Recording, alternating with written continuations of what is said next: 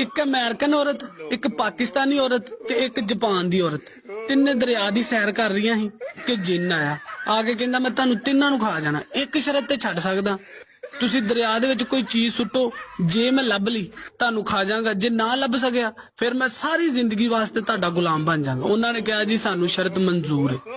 American ਔਰਤ ਨੇ memory card ਸੁੱਟਿਆ, ਉਹ 5 ਮਿੰਟਾਂ 'ਚ ਲੱਭ ਲਿਆ, ਉਹ ਉਹਨੂੰ ਖਾ ਗਿਆ।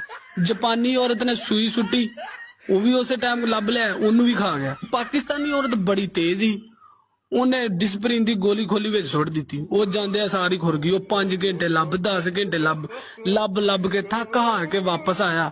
ਪਾਕਿਸਤਾਨੀ ਔਰਤ ਨੇ ਹੱਥ ਝਾੜੇ, ਉਹਨੇ ਕਿਹਾ ਆਜਾ ਚੱਲੀਏ, ਬੜੇ ਕੰਮ ਨੇ ਘਰ ਕਰਨ ਵਾਲੇ। ਉਹ ਹੁਣ ਜਦੋਂ ਕਿਤੇ ਜੁੰਮੇ ਦੀ ਛੁੱਟੀ ਹੁੰਦੀ ਆ, ਉਹ ਵਿਚਾਰਾ ਫੇਰ ਲੱਭਣ ਜਾਂਦਾ, ਉਹਨੂੰ ਫੇਰ ਖਾਲੀ ਵਾਪਸ ਆ ਜਾਂਦਾ। ਹੁਣ ਉਹਨੂੰ ਵਿਚਾਰੇ ਨੂੰ ਕੀ ਪਤਾ, ਇਹਦੇ ਨਾਲ ਤੇ ਸ਼ੈਤਾਨ ਨਹੀਂ ਪੰਗਾ ਲੈਂਦਾ, ਮੈਂ ਕਿਵੇਂ ਲੈ ਲਿਆ।